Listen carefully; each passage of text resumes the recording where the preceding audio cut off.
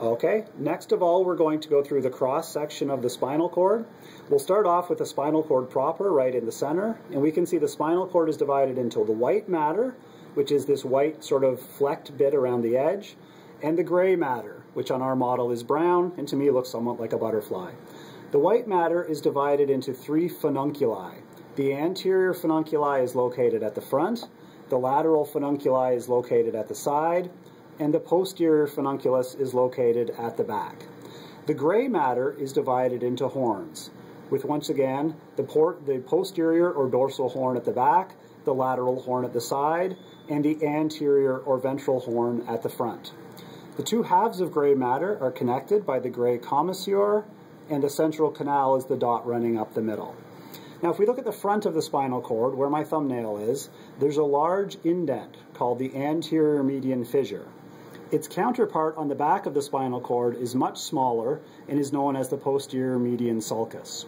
Now if we follow out from the spinal cord, we can see these yellow strings at the front, which are the ventral roots, and these yellow strings at the back, which are the dorsal roots.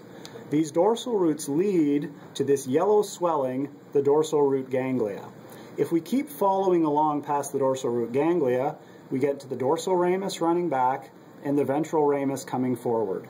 The ventral ramus then connects to the ramus communicans, which brings us to the front of the model, this swelling we can see here called the sympathetic chain ganglia. Now this model also shows the membranes that wrap around the spinal cord, and there are 3 membranes. The outermost white membrane that my thumb is touching is the dura mater. The space outside the dura mater, this yellow fatty space, is the epidural space. Now just below the dura mater you'll see a thin brown line, and that thin brown line is the subdural space. If we keep going past the subdural space, you'll see another white membrane or white surface attached, which is the arachnoid mater. You'll note the arachnoid mater and dura mater are attached to one another. There's then a very large space, big enough to fit my finger in, which is the subarachnoid space. And finally, we have the pia mater, which is attached directly to the spinal cord itself. Now this video is also going to show you the parts of our multipolar neuron model.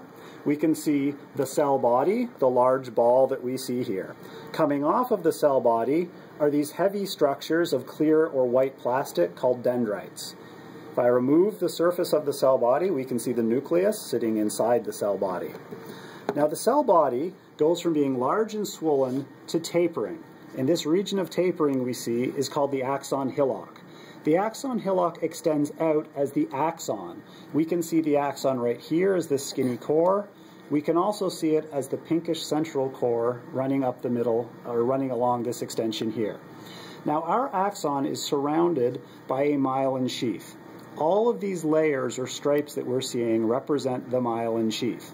Now the myelin sheath is created by a Schwann cell, and over here we can see the surface of the Schwann cell.